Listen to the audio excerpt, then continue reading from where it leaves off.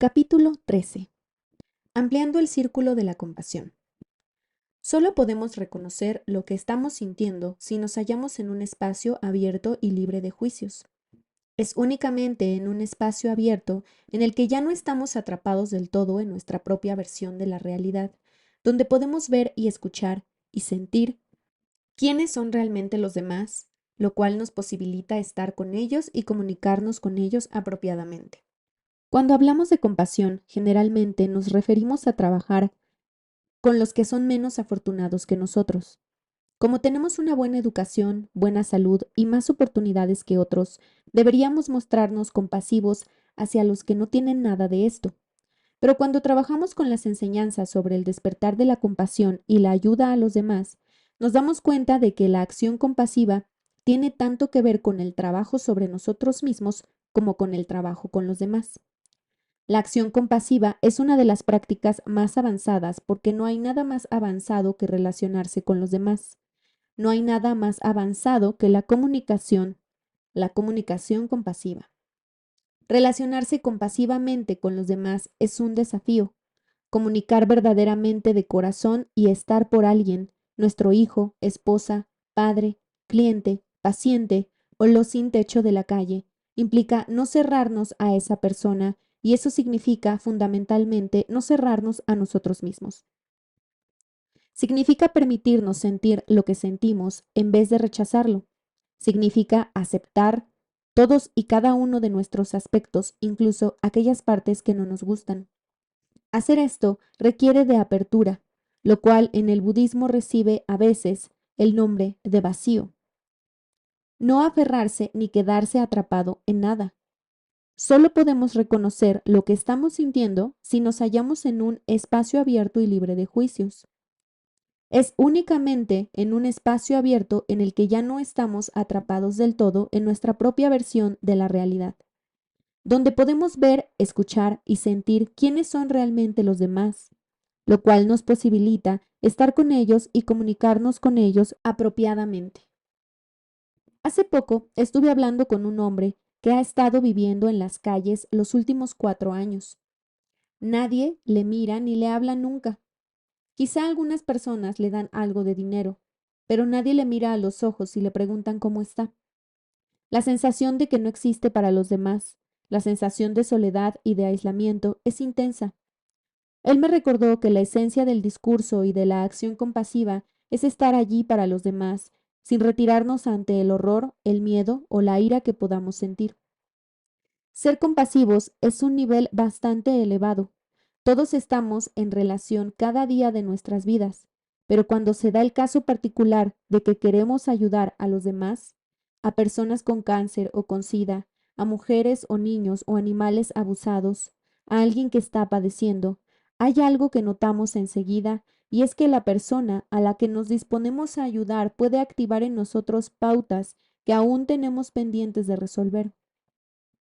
Aun cuando queramos ayudar, y puede que lo hayamos hecho durante unos pocos días o incluso un mes o dos, ocurre que antes o después alguien atraviesa la puerta y pulsa todas nuestras teclas. Entonces nos descubrimos odiando a esas personas, teniendo miedo de ellas o sintiéndonos incapaces de manejarlas.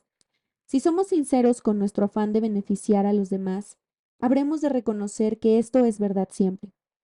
Todas nuestras pautas irresueltas acaban por aflorar antes y después, y nos vemos confrontados con nosotros mismos. Roshi Bernard Glassman es un profesor zen que dirige un proyecto para los vagabundos sin hogar en Yonkers, Nueva York. La última vez que le escuché, comentó algo que me dejó impactada. Dijo que en realidad no hace ese trabajo para ayudar a los demás.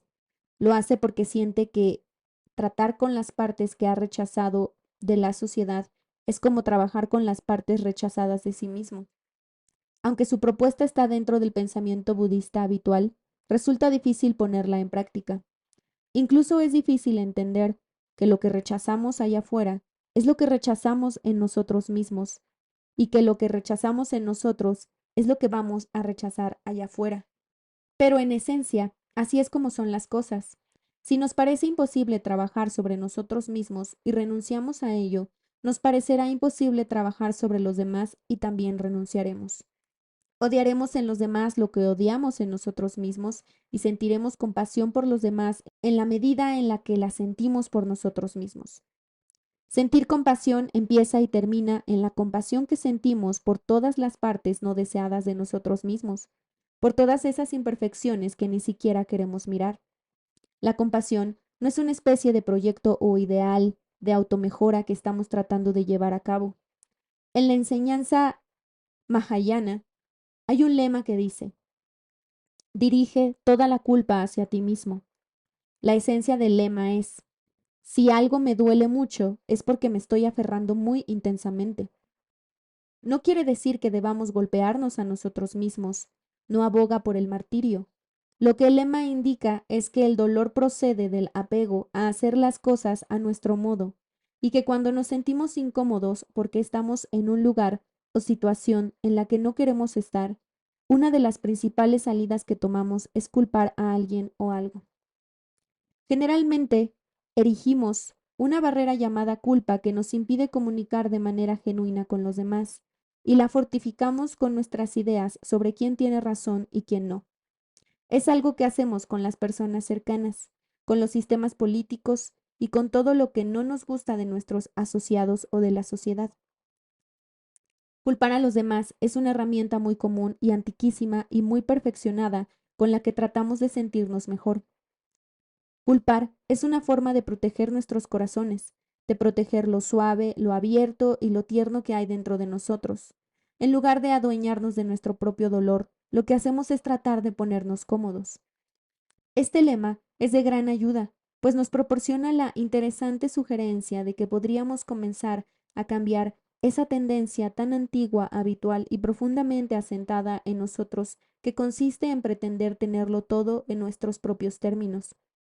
La manera de comenzar a cambiarla es, en primer lugar, que tan pronto sintamos la tendencia a culpar, intentemos entrar en contacto con la sensación que nos produce el estar tan estrechamente aferrados a nosotros mismos. ¿Cómo se siente el culpar? ¿Cómo se siente el rechazar? ¿Cómo se siente el odiar? ¿Cómo se siente el estar justamente indignado? En cada uno de nosotros hay mucha delicadeza, mucho corazón. El punto de partida tiene que ser conectar con ese lugar delicado. De eso trata la compasión. Cuando dejamos de culparnos el tiempo suficiente como para concedernos un espejo abierto en el que sentir nuestra delicadeza, es como si nos inclinásemos a tocar la gran herida que está justo debajo de la armadura que desarrollamos debido a la culpa.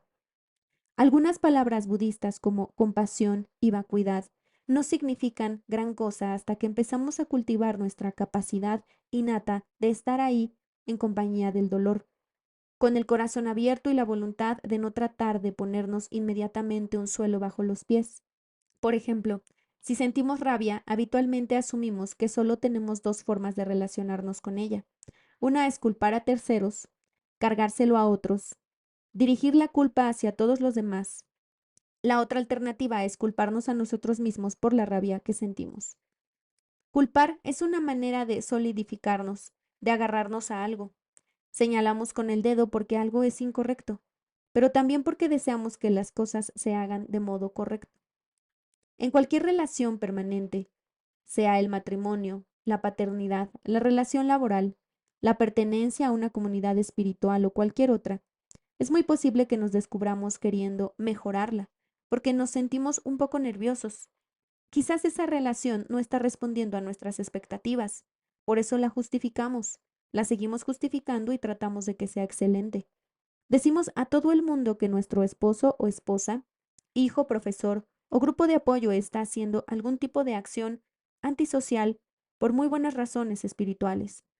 O salimos con alguna creencia dogmática a la que nos aferramos denodadamente para poder contar con un suelo bajo nuestros pies. Sentimos que tenemos que hacer las cosas bien según nuestros criterios. Si no podemos continuar con una situación dada, la tiramos por la borda y la demonizamos porque pensamos que esa es nuestra única alternativa. Las cosas han de estar bien o mal. Esta situación comienza con nosotros mismos. Nos juzgamos acertados o equivocados cada día, cada semana, cada mes y cada año de nuestra vida. Hemos de tener la razón para poder sentirnos bien con nosotros mismos y no queremos estar equivocados porque nos sentiríamos mal.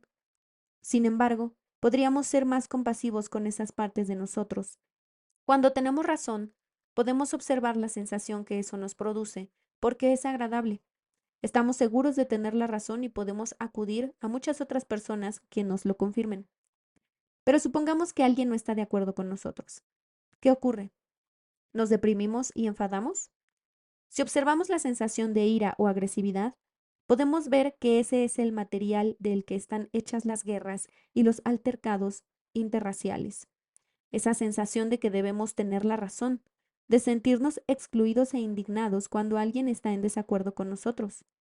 Por otro lado, también podemos observar el momento en que nos sentimos mal, cuando estamos convencidos de estar equivocados, y cada vez es más firme la certeza de que estamos equivocados. Toda esta cuestión de tener razón o estar equivocados nos cierra y hace que nuestro mundo sea más pequeño. Querer que las situaciones y relaciones sean sólidas, permanentes y aprehensibles no hace más que oscurecer el núcleo de la cuestión, que es que las cosas carecen básicamente de fundamento. En lugar de juzgar si los demás tienen razón o no, o de guardarnos el juicio dentro, existe el camino del medio, un camino que es muy poderoso. Podemos considerar que es como caminar por el filo de la navaja sin caerse. Este camino del medio implica no apegarnos tanto a nuestra propia versión de las situaciones. Implica mantener nuestros corazones y mentes lo suficientemente abiertos como para pensar que cuando nos equivocamos, lo hacemos porque deseamos contar con algún tipo de base o seguridad. Asimismo, cuando hacemos las cosas bien, seguimos tratando de buscar cierta base o seguridad. ¿Son nuestro corazón y nuestra mente lo suficientemente grandes como para mantenerse suspendidos en ese espacio en el que no estamos totalmente seguros de quién tiene la razón y quién está equivocado? ¿Podemos prescindir de un plan previo cuando vamos a dialogar con otra persona? ¿Podemos permitirnos no saber qué decir y no juzgar si la otra persona tiene razón o se equivoca? ¿Podemos ver, oír y sentir a los demás tal como son? Esta práctica es muy poderosa, porque pronto nos descubriremos corriendo de aquí para allá tratando de encontrar una seguridad, de decidir si tenemos razón o no o si la tienen los demás. Se trate de nosotros mismos, de nuestros amantes, jefes, hijos, de un personaje local o de la situación política, es más arriesgado y real no apartar a nadie de nuestro corazón y no convertir a los demás en enemigos. Si empezamos a vivir así, descubriremos que en realidad no hay manera de que las cosas estén completamente acertadas o equivocadas, porque son mucho más juguetonas y resbaladizas que eso. Todo es ambiguo, todo está cambiando continuamente, y en una situación dada siempre hay tantas opiniones como personas. Tratar de encontrar la razón y la equivocación absolutas es una especie de truco que nos hacemos a nosotros mismos para poder sentirnos seguros y cómodos. Esto nos lleva a un asunto subyacente que es muy importante. ¿Cómo vamos a cambiar las cosas? ¿Qué vamos a hacer para que haya menos agresión en el mundo? Después podemos llevarlo a un nivel más personal. ¿Cómo aprendo a comunicarme con alguien que me está haciendo daño o que está haciendo daño a muchas otras personas? ¿Cómo hablo con alguien para que pueda ocurrir el cambio? ¿Cómo comunico para que se abra el espacio y para que ambos podamos encontrarnos en esa especie de inteligencia básica que todos compartimos? ¿Cómo comunicarme en un encuentro potencialmente violento para que ninguno de nosotros se ponga más agresivo y furioso? ¿Cómo me comunico de corazón para que una situación atascada pueda ventilarse? ¿Cómo puedo comunicar para que los asuntos que parecen congelados, intratables y eternamente agresivos comiencen a suavizarse y pueda darse algún intercambio compasivo? Bien, la manera de empezar es estando dispuestos a sentir lo que nos está ocurriendo. Se empieza estando dispuesto a mantener una relación compasiva con las partes de nosotros mismos que no consideramos dignas de vivir en este mundo. Si durante la meditación estamos dispuestos a poner atención no solo en lo que percibimos como confortable, sino también en cómo se siente aquello que nos resulta doloroso, con solo que aspiremos a permanecer despiertos y abiertos a lo que estamos sintiendo, a reconocerlo y admitirlo, tanto como podamos en cada momento, entonces algo comienza a cambiar. La acción compasiva, el estar allí para los demás, el ser capaz de actuar y hablar de una manera comunicativa, se inicia viendo en nosotros en qué momento comenzamos a calificarnos como buenos o malos. En ese momento particular es posible contemplar simplemente el hecho de que hay una alternativa más amplia para cualquiera de esos dos extremos, que hay un lugar más sensible y trémulo donde es posible residir. Este lugar, si podemos llegar a tocarlo, nos ayuda a adiestrarnos durante toda nuestra vida, a abrirnos cada vez más a cualquier cosa que sintamos, a abrirnos más en vez de cerrarnos más. Descubriremos entonces que, a medida que nos comprometemos con esta práctica, a medida que desarrollamos un sentido de celebración de aquellos aspectos nuestros que anteriormente hallábamos tan imposibles de aceptar, algo cambia dentro de nosotros. Nuestras antiguas pautas habituales comenzarán a suavizarse y empezaremos a ver los rostros y a escuchar las palabras de las personas que nos hablan. Si comenzamos a entrar en contacto bondadoso con lo que sea que estemos sintiendo, nuestros caparazones protectores se disolverán y hallaremos que podemos trabajar con más áreas de nuestras vidas. Según aprendemos a tener más compasión por nosotros mismos, el círculo de la compasión por los demás, con qué o quiénes podemos trabajar y de qué modo se amplía. Si te gustó este contenido, suscríbete, así me ayudas a seguir creando.